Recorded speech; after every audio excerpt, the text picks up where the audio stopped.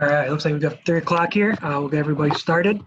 Good afternoon, everyone, and welcome to our 6th and final installment of the NJCAA Forward Webinar Series. I'm Ricky Webster, Director of Marketing and Communications with the NJCAA. Throughout our webinar series, we feature a number of topics and discussions that have occurred as it relates to COVID-19. As we wrap up our NJCAA Forward Webinar Series, today's topic will look to tie it all together as we discuss long-term strategies for athletic departments. We're joined today by a pair of tenured NJCAA administrators, as well as 2 NJCAA partners. Today's presenters are Kerri McTiernan, Director of Athletics at Nassau Community College, Tim Drain, Vice Provost, Student Affairs at Tyler Junior College, Don Becker of Commerce Bank, the official prepaid expense card of the NJCAA, and Ron Haley of Masters Transportation, the official shuttle bus and van sales, leasing, and rental provider of the NJCAA. To open things up today, I'd like to first introduce Kerri McTiernan from Nassau, the winner of the 2020 Mary Allen Light Service Award. Kerri also serves on the NJCAA Board of Regents and is the chair of the NJCAA Diversity and Inclusion Council. Kerri, welcome to today's webinar. Thank you very much, Ricky.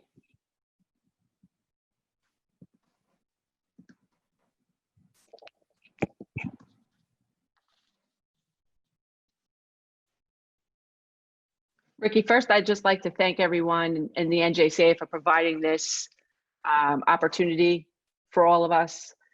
This is a great platform for us for professional development and also to share ideas. So I truly appreciate that.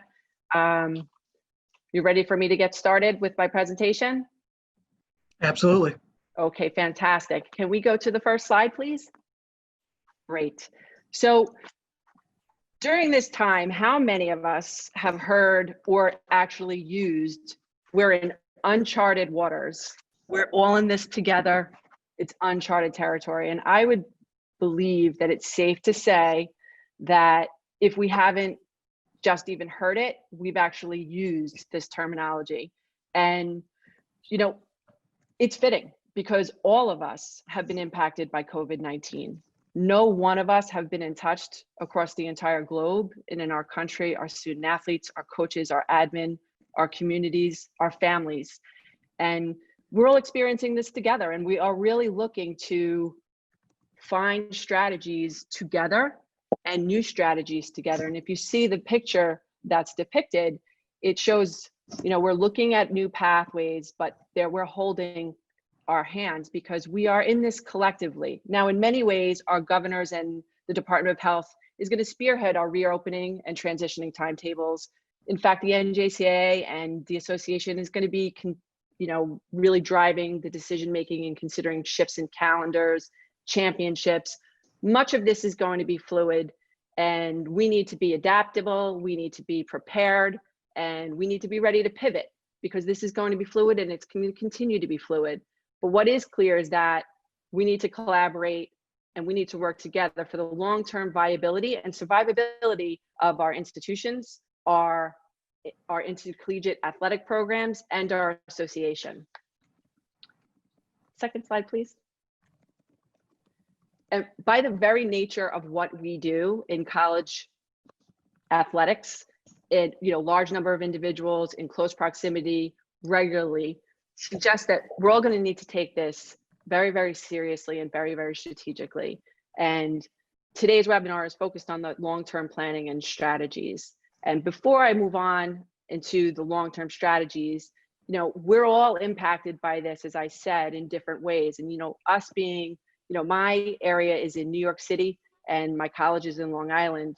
And I would be remiss, I think, by not acknowledging the true magnitude of loss and suffering that is going on in my own community and in yours. And, you know, when we say we're in this together and collaboratively, you know, first and foremost, it's about our communities, our students' health, our staff's health.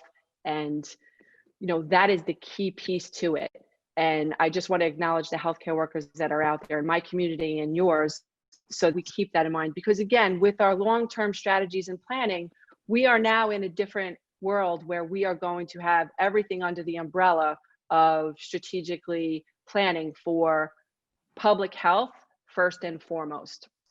Now, with long-term strategies, there are a few key pieces to this. And the first key piece is differentiated visioning. And you see that the little yellow face right in there, that's differentiated visioning, along with rigorous prioritization, purposeful resource allocation, and increasing morale through our confidence in leadership. And long-term strategies must reflect who you are in your institution and what your mission and goals are. They need to be integrated into your college's strategies and mission and goals. And your long-term strategies and goals must tell a differentiated story, a unique story as to who you are, what your program offers, and in order for you to meet the fullest potential for your strategies to work. They also must be comprehensive. When we're talking about long-term strategy, it's different than short-term strategies in that we really need to take a comprehensive look at this, not only under the umbrella of public health with COVID, but also the economic components, legal, social, etc. Next slide, please. But as I thought about how I could impart some wisdom within 10 minutes on this goal, and I spoke with Dr. Drain last night, we landed on a few things and a few key words, and one of those key words is essential. That's another word that we're hearing a lot now: essential workers, essential businesses. And what we need to really do with our long-term strategies and planning is to really show that athletics is essential to our programs. And this pandemic has created a hard stop for all of us. It's clear that our institutions are changed in different ways. And as I mentioned, being in the heart of New York City where I live and Long Island as epicenters of this virus, we are forever changed in how we will operate. And that's not only in public health, that's also economically. And we are faced, as most institutions in higher ed are, with staggering shortfalls in our budgets right now. And that they say that every challenge creates opportunities. And I truly believe, being a former athlete and working with athletes and making my career in collegiate athletics, intercollegiate athletics, is that athletes and us as a community are best positioned to handle and be adaptable and flexible in that. But when we're talking about our long-term strategies, we need to drill down to what is essential for us to be able to do our deliverables. Essential in terms of what's sustainable, what's long-term viable, what do we need to deliver so that it's true to our distinctive mission, goals, and vision, and what models are we going to now use to really optimize our chance for long-term sustainability. And this is all, again, under the umbrella with the COVID of community health and safety. I'll share with you that at Nassau, we define essential now as our program is that Nassau Athletics creates a path to higher education degrees by providing opportunities and equitable access for our student athletes to use sports and their unique athletic gifts to degree completion. That's essential to who we are. It's essential to what we do. And I would dare say that that's really true and essential to who all of us are as community colleges. A critical component of this is that we need to have our long-term planning to be deliberative and thoughtful in determining how we can meet our missions and deliver that we are essential. Now, the temptation out there is to cut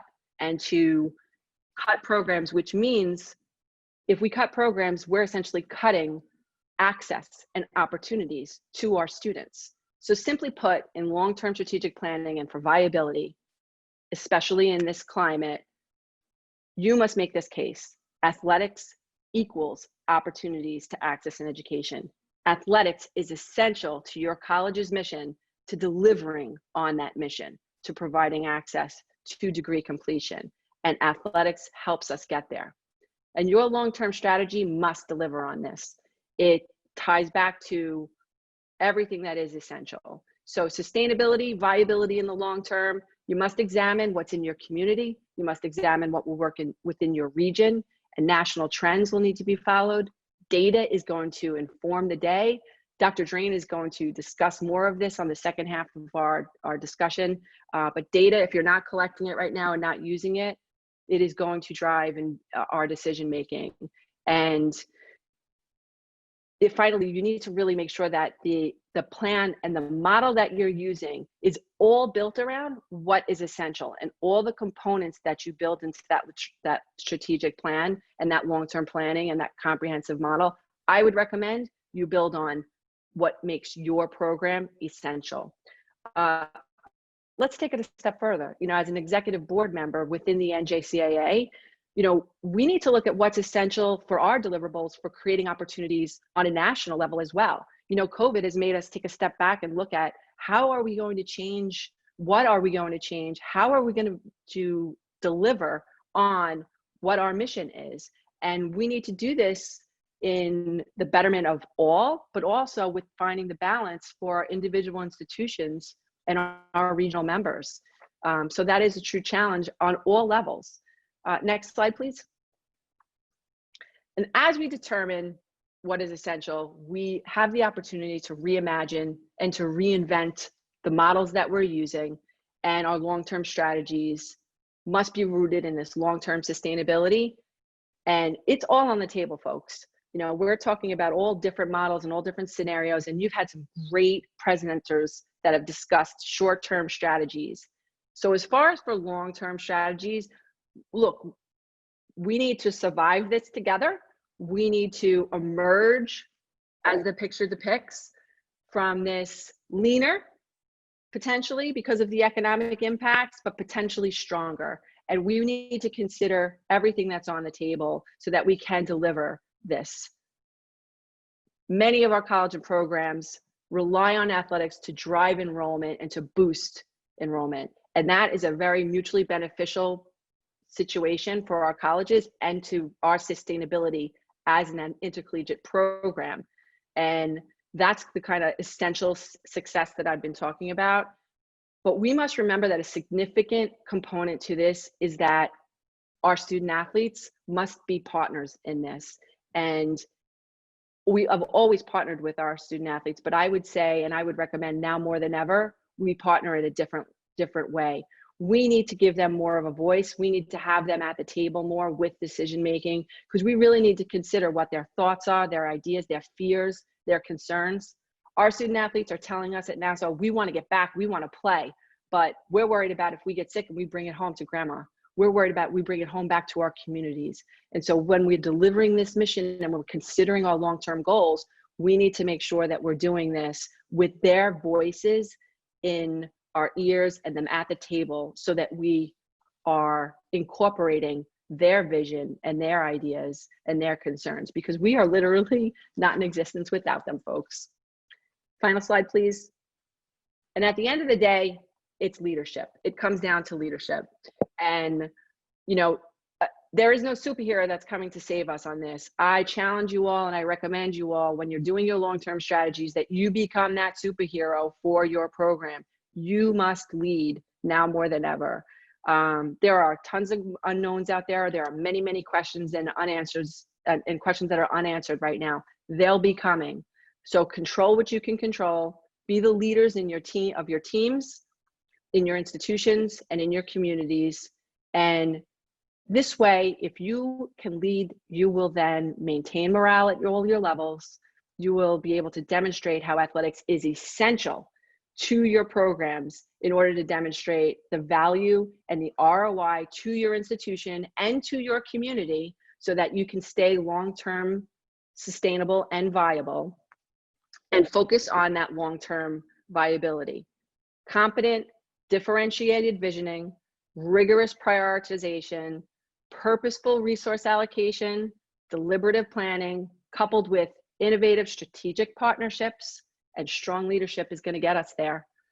So I'm going to end with teasing our second half presentation. Dr. Drain, you're in for a real treat to listen to him. He's going to continue our discussion on talking about the importance of defending our programs and our strategies, and in a really memorable way. So I look forward to hearing his presentation. So stay tuned, everybody, and thank you for the opportunity. Be well. Thank you very much, Kerri. Very informative presentation there. We got a lot of attendees on today, and I'm sure they'll take that in and reflect, especially during a time like this. So we appreciate your time today, and Glad to have you on. Like I said, there are quite a bit of attendees on today, so if there are people that have questions for Kerri or the rest of our presenters, please be sure to drop those in our chat feature, and we'll get to those at our Q&A session at the end of the presentation. At this time, I'd like to introduce Don Becker, Vice President of Commerce Bank, the official prepaid expense card of the NJCAA. Welcome to today's webinar, Don. Hey, thanks, Ricky. I really appreciate the opportunity to take a bit of time. First of all of you are doing yeoman's work throughout this crisis, whether you're at the NJCAA or with your colleges. You know, Commerce Bank is really happy to partner with the NJCAA for several years, and let's just say we're navigating this crisis. We've never seen anything like it in our 155 years of business. So I don't know if there's a slide, Ricky, that you can throw up there. Great, okay. So I'm just gonna take a minute real quick. You know, again, we're pleased to be a partner of the NJCAA. Just a few points that I would highlight. I won't take up much time. We have moved 94% of our teams to remote work. We've been struggling through this crisis like all of you. We have about 5,000 employees that are now remote, like a lot of financial institutions. It's been a pretty crazy time. We have dispersed $1.8 billion in CARES Act PPP loans for businesses of all types. So we were one of the first banks in the country to start dispersing money and getting money out the door. We do have, we are providing some payment deferments for institutions and customers. So we're actually deferring some payments and waiving a lot of fees for customers during the crisis. One thing I would mention is that we are helping a lot of educational institutions navigate the crisis with prepaid cards and moving some electronic payments to, you know, from paper checks to prepaid cards using our expense card and using the payroll card.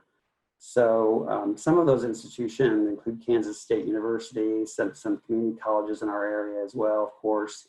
We have a lot of university and educational clients that are in K through 12, that are in junior colleges and in higher ed in general. So we are providing a lot of assistance to those institutions and a lot of our partners. So I would encourage anyone that may need a solution as far as disbursements go. You could reach out to us. We are waiving implementation fees and expediting implementation as quick as we can during the crisis. But suffice it to say, you know, we're all working through this as best we can, and we really feel like organizations like the NJCAA are really helping navigate the crisis, helping a lot of our partners and clients navigate the crisis. So I would just make that offer of assistance to anyone that is a member organization of the NJCAA or anyone you may know. If you believe we can help you out, we'd certainly like to help you out. You know, it's not really a sales pitch. We're really trying to help those organizations that may need some help, and we feel like we may have some resources to do that. So again, I just say thanks to you, Ricky, and the rest of the NJCAA. You all are doing a great job, and please reach out to us if anyone needs any help.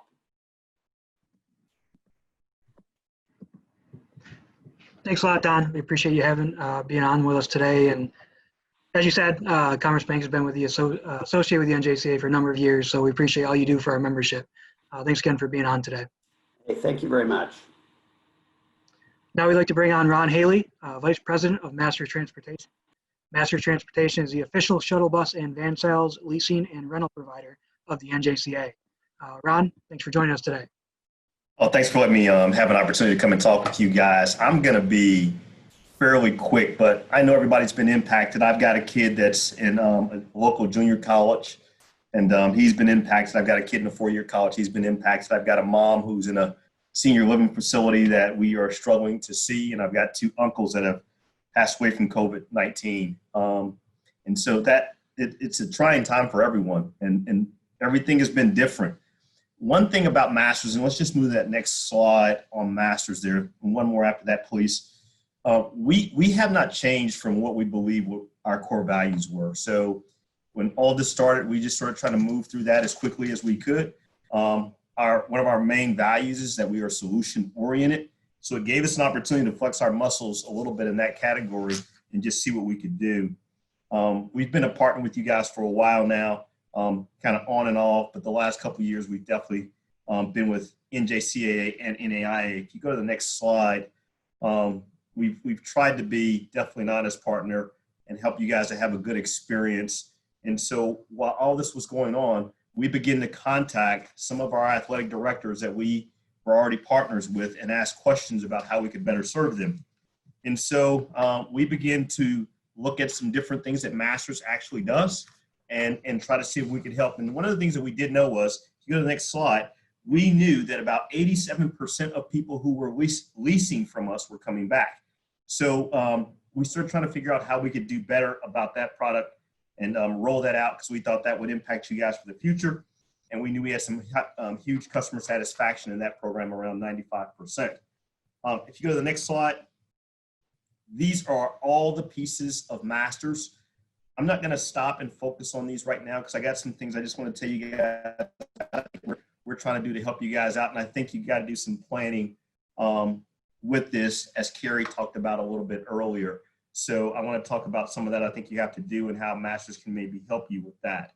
But we do lease vehicles. We have them out there for purchase. And one of the big things that we worked on was Masters Complete Care. That was huge for us because we had heard some things that were negative, and we knew if social distancing was going to be there, we were going to have to work some things some different ways than what we had been doing in the past. Let's go ahead and go to the next slide. So the big thing that I think that we did with colleges, and we've always done, is we've tried to find ways to impact the college market, and we've sort of built our business around that. So we continue to work on bigger buses. That was going to help with social distancing. We thought if you had to go every other row, or if you had to do some different things, if you weren't going to be able to charter anymore, because we knew that there was a lot of changes in that business.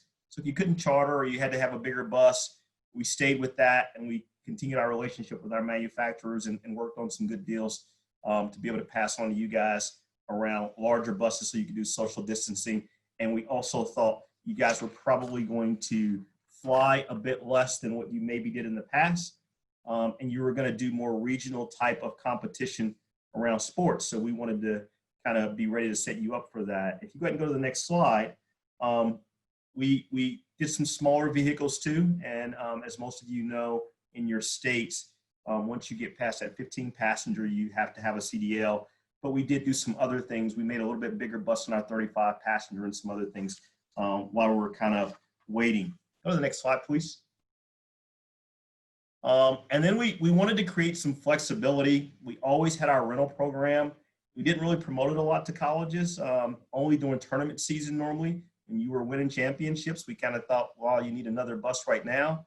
But we did some different things in that program, and I'm going to leave that sort of for you guys to ask me questions on and be able to come back and help us like find a solution that fits you. If you go to the next slide. Kerri also spoke about this. We know that this is going to impact some of you guys economically. I don't see how it wouldn't. If you have a motor coach or something like that, you need to refurbish and not go out and buy. We're here to do that. And we also have some products too that fit in that category. But what I really want to talk to you about is this next slide here is just the Masters Complete Care. To keep track of your vehicles, to know where they're at, to be able to monitor those, to make sure you keep people moving, it's going to be super important. And I think you're going to be on the road more maybe now than what you were in the past. So we put together a package where you could actually monitor those vehicles, see how they were being driven. You could have maintenance and we would know when it was due. We partnered so that we have over 1,000 locations, and actually people can come to you so you don't have to go out and worry about, now we got to take the vehicle somewhere. You can keep it sanitary. There's ways that we found to disinfect the vehicles to help with that. And just for you to be able to manage your fleet in a better way, just from your location there, and not have to worry about moving forward with your vehicles and thinking, what do we do now while while something's on the road and we don't know where it's at maybe, or you're having to call somebody, or you're having to take it to a shop to have it repaired. So we did a lot of work around that, and we can talk about that more. There's a lot of detail to that, and I'm not going to use my time or your time right now to talk about that. Go ahead and go to the next slide. That's just more on Masters Complete Care and all the service centers. You see that map there that has all those dots. We have a ton of them out east, and then we certainly are less than some of the other places, but that's where the populations are not quite as heavy too. But you notice California and Texas have quite a few. And go ahead to the next slide. So are you ready? I mean, that's what we kind of tried to do for ourselves, to be ready for whatever comes. And one of the things that we did we went ahead and moved forward with not only long-term plans, but very short-term plans. So we ourselves, even at Masters, we went from 90-day goals to 60-day goals and shortened things up. We are going to be super flexible for you guys. So what we've done is we've made ways for your budgets to go on shorter leases, to go less miles, to have lower prices in that category, to reduce your fleet and not have to have overhead for fleet that's sitting that you don't use, 9-month lease contracts, multiple things. We've tried to find ways that you didn't have to charter anymore, because we knew chartering expenses were super high, and that was going to continue. We didn't see any change coming there or relief coming for you guys in that sense. But we spent a lot of time talking to athletic directors during this time to find out exactly what was going to kind of happen in the future and which direction you guys needed to go. So we created tons of options for you to be able to move forward in the future and be able to do whatever you needed to do in a short-term period or a long-term period, but definitely to create some ways for you guys to have some economic freedom while things might have been a little bit tighter, but you can continue to move your athletes and your students, even on campus or wherever you needed to do, so that you would not have to have restrictions based on transportation during this time. So I think we had a question maybe. How do you keep your players and staff motivated through your long-term planning? Oh, that's secure. It's not to me, so I don't have to worry about that. That's kind of it for me. I'll wait for questions at the end that you guys might have around any of that. But thanks once again for the opportunity. Glad to be a partner with you guys. Thanks, Ron. A lot of companies are adapting to the times, and Masters is showing how they're doing a great job with that. So we appreciate you being on today, and we appreciate Masters, keeping our student athletes safe. Thanks again for being on today. Thank you. Again, if anybody does have questions, whether it's for Kerri, Ron, Don, or our upcoming guest here, Dr. Drain, drop those in the chat feature, and we'll get to those at our Q&A session here at the end. For our final presenter of the NJCAA Forward Webinar Series, I'd like to welcome Dr. Tim Drain of Tyler Junior College. Dr. Drain is a staple in the NJCAA, and he's a member of our NJCAA Board of Regents and is a 3-time recipient of the Under Armour Athletic Director of the Year honor. Dr. Drain, thanks for joining us today. We appreciate you being on. Ricky, I appreciate it. First of all, you didn't read the bio I sent to you because I said I was a 5-time National League batting champion. So that bothers me a little bit. I'll get with you. My sincere thanks to Commerce Bank and Masters Transportation for sponsoring this and allow us the opportunity. I begged and begged and begged to go before Kerri Ann because I knew I was going to be outclassed. She's awesome, and consider myself very thankful to have her as a colleague. Mackenzie and I and Kerri Ann had a chit chat on Tuesday about kind of the particulars with this kind of fun stuff. And both of them gave me the following advice. I have a face made for radio. So I had to have a slide, at least one slide, so that my face was shrunk on the side and not filling up the whole screen. So I did send them a bunch of words to put on one slide. So if you can go to my only slide, there's my, there's my slide. I have no idea what half of those means. They mean that it just seemed pretty cool. So I started rattling them off. They actually do have a semi-purpose. So Kerri Ann touched on it perfectly. Dorothy's not here. There is no Yellow Brick Road. It is literally in my notes, it says uncharted territory. So I had to giggle a little bit that I am doing the exact same phrasing that she mentioned in hers. But you can glean some positives out of it where we lean on each other and we learn from each other. I appreciate venues like this to be able to at least give some of anything that I might have. I don't pretend to know the answers, I promise you. In fact, I'm a very strict subscriber to the old adage that the good Lord gave you 2 ears and 1 mouth, and they should be used proportionally. And so I'm violating a huge adage of mine to come on and visit. But I will be honest, in the last 8 to 10 weeks, there have been a couple opportunities that have come up that really make you think, both short-term and long-term, about intercollegiate athletics, about the NJCAA, about the college that I'm working at. It's definitely uncharted territories. I'm a big fan of the show Survivor. I haven't watched it a little bit. My oldest son, Peyton, is a senior at A&M. When he was here, we were both addicted to it. So one of our favorite characters is Keith the fireman. And if anybody watched Survivor, Keith was the guy that they're doing the tribal council, and they're all talking about who to vote out. And he just blurts out, yells, "Stick to the plan." Big Louisiana guy, stick to the plan. I laughed and laughed and laughed. Number one, he revealed to everybody who his pact was with, and so it kind of messed up everything. So it was great. But in the short term, while our job is to survive, I think Kerri Ann mentioned that too, and that's literally in my notes. In the long term, I think it's to try to develop a plan, and it's incumbent upon us as an athletic department to verify and to show what we offer, not only to the college, but to our community. And I think that's big. And so that's kind of where I'm going. Strategery. It's one of my favorite lines from a Saturday Night Live skit with Will Ferrell impersonating George Bush. I was on, the story behind that is I was on our college's strategic planning committee. We met for a year and a half. We got everything going, had all our core values, had our mission statement, vision statement. We were starting to plug in kind of the stuff underneath. We wanted this thing to take us to 2026 in order to celebrate our 100th anniversary. And all of a sudden I'm looking up at the flip charts on the wall, all the sticky deals that you all, most of you, if not every one of you, have been in one of those meetings. And I had just a gut wrenching, sinking feeling. So I raise my hand and I go, do I need to update my resume? Because I don't see where I belong. And by I meant not only athletics, but student life and student affairs, and just to try to figure out where our college viewed us.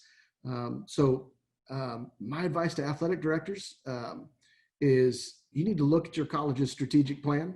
You need to look at your strategic plan or develop a strategic plan. And you need to make sure you find your job and you find what it is that you're supposed to be doing, what's your why at the college, and then begin working on it and have that be part of your long-term process. And it's healthy to look at those every X amount of years. And so that's where that came from. Ponch and John. Some of those who are a little younger might not know, but those Ponch and John were the name of the 2 motorcycle cops in California in the series Chips. When I was athletic director, we spoke a lot about chips. It wasn't the TV show, but it was the earning and the spending of chips. Specifically, as far as your long-term planning, what are you doing to earn chips? Because all of us know we are in the business where our livelihood in many cases is decided by the actions of an 18, 19, and 20-year-old. And I know what I did when I was 18, 19, and 20-year-old. In this scenario, it has nothing to do with an 18, 19, and 20-year-old. It's a pandemic that we have never seen and may never see again. You never know, but you have to plan for it. I promise you. And when tough times come like these, you'll be spending your chips. And the question you have to decide is, do you have enough chips to spend?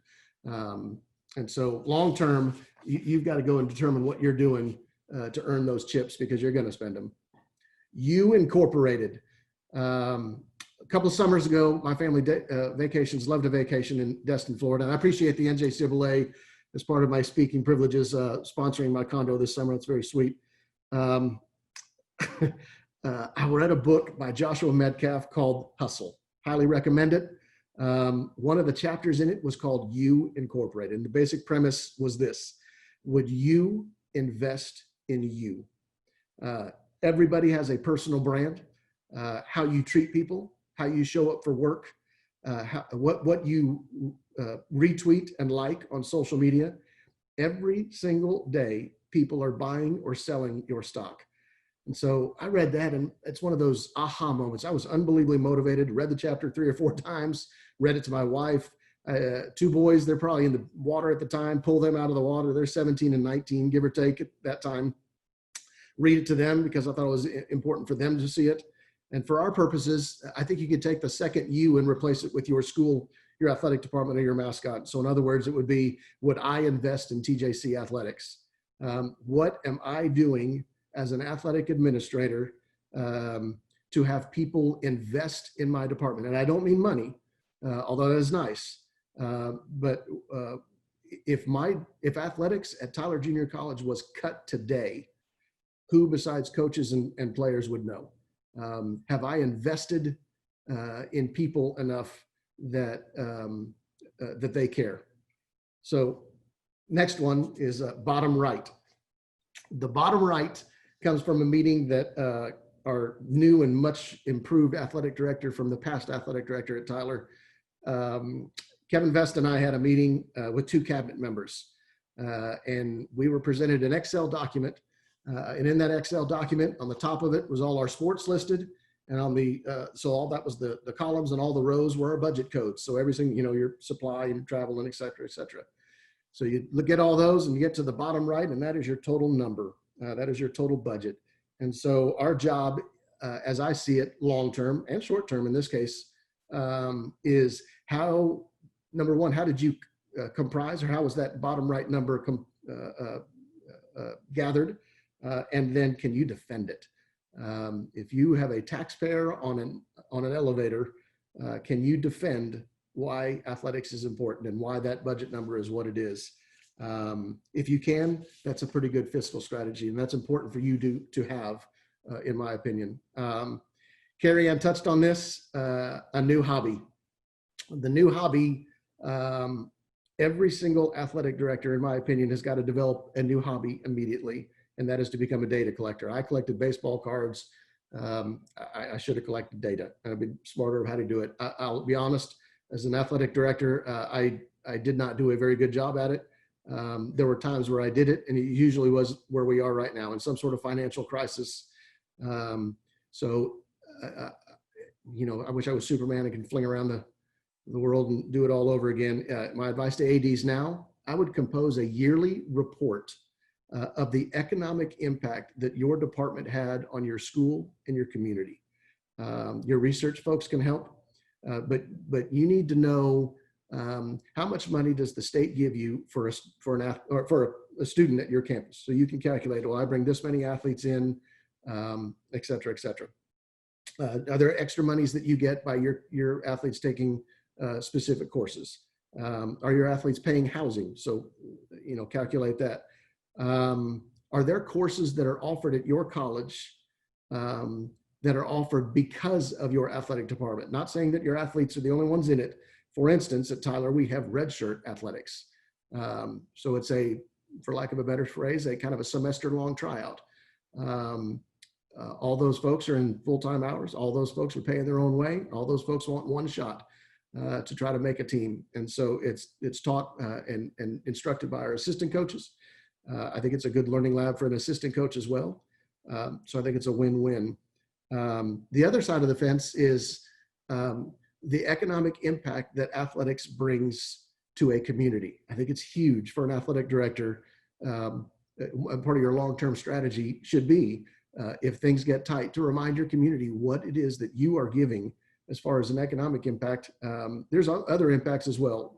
Our kids are required to go out and involve themselves and volunteer in the community. But the economic impact you can get with your Chamber of Commerce. Your Chamber of Commerce has an economic formula that they would utilize to analyze the economic impact of any event that came to their town. Heads and beds, it's important. We are very, very, very fortunate to be a great partner with the NJCAA here at Tyler. I think we have 3 national championships that we're hosting in the next 4 years, I think it is. So those events are big for our city. A great economic impact by student athletes, coaches, fans, anybody coming to Tyler and spending time and money in our area. Those formulas calculate room nights, meals, shopping, etc. I would have done a better job of presenting information on who is using our facilities. I always used to say that I felt like our athletic facilities were the front porch of our college. If I could do this, if I had the time, I would love to know how many people on our campus, students on our campus, that their first time on our campus was because of some athletic event, whether a TJC or even a high school. We hosted a million high school events on all our campuses. I mean, all our venues on our campus. So I would calculate that. I would show how many people, how many events we hosted, number one, and then the economic impact of those events. Just because we're running short on time, there's other avenues that you can get an economic impact of an athletic department. Newspaper coverage. There are programs that you can use that analyze. My gosh, if we got the front page of the paper for a great win over whoever, what would have costed for Tyler Junior College to buy that section for an ad? Because it's the same thing. The amount of social media you can analyze, TV coverage you can analyze. I would do all of that if I had to do it all over again, and be able to give a presentation both to my school, to our upper admin, and I put it out on social media. And so our community would see it, that here's the economic impact, maybe even partner with Sport Tyler, which is our Chamber of Commerce section of athletics, and really pump that we do serve a value. But I promise you, when things get tight, you need to be able to defend that you have a specific purpose and role in the community that's important. Lastly, in sync at the stock exchange. The beginning of this pandemic, my financial planner calls me. Anytime she calls me, I say, I don't want to hear from 30 years, 20 years, whatever it is. And all she wanted to do was call and tell me not to panic. And that if I had the means possible at all, that her advice was this was a great time to buy. So in a very similar fashion, I know in the short term, our job is to survive and work together and get through this. My great colleague, Marcy Henry, had the greatest line to summarize how important this is in the short term. This isn't about winning national championships, especially this year, maybe even next year. It's to try to survive and get through this and get things back to normal. But in the long term, I think you can take advantage of this opportunity to look beyond the next few months and try to figure out where it is you're going. And so I think it's important in the long term to use this time to buy now for some future gains. So I appreciate the time. I hope I gave you at least a couple nuggets out there. And if there are any questions, I will certainly get them. But I thank you all for your time. Certainly more than a couple nuggets there, Tim. We greatly appreciate the insight as always from the NJCAA. You know, we couldn't think of a better way to wrap up the NJCAA Forward Webinar Series than with you and Kerri on today, as well as Ron and Don. So great information, great insight. And you know, as I said, we've got quite a bit of turnout today. So there's a lot of members and athletic directors are out there who I'm sure will take a lot of this information in. And thank you all for being on today. We do have a couple questions. We'll start here. One for Kerri. Kerri, how do you keep your players and staff motivated through long-term planning? You know, it's a great question. I think we all can benefit from hearing what others' ideas are. But I would say for the most important pieces to keeping that motivation up is to making sure that there is consistent and regular communication. Part of that long-term strategic planning, you need to have a communication plan. You need to have a communication strategy and implement that every day where there's common threads, meaning there's commonalities in all of the information that you're sending out, whether it's your slogans, whether it's whatever it is, so that you hear the same language coming from your administration, coming through your student athletes. So that common thread of regular and consistent communication helps you like live it. In order for you to really deliver and keep that motivation out, people need buy-in and they need to believe in it. So if you do that, those are I think the stepping stones, if you will, the foundational pieces to creating that motivation and buy-in. And, you know, it can be contagious. So in a nutshell, that's a short answer. I hope that was helpful. Absolutely, as always, Kerri. Looks like that's all the questions we do have for today. I think you guys provided plenty of information, so left them speechless. This wraps up our NJCAA Forward Webinar Series. Like I said, a great way to end it with Dr. Drain, Kerri, Ron, Don. Great information, just a great all-around effort from everybody today. We appreciate everybody being on for the last 6 weeks throughout our entire series, and we hope everyone got a lot of information out of it and kind of cope with some of the stress that we're going through right now and how to move forward from it. So again, from the NJCAA, thank you very much for all being on, and have a great day.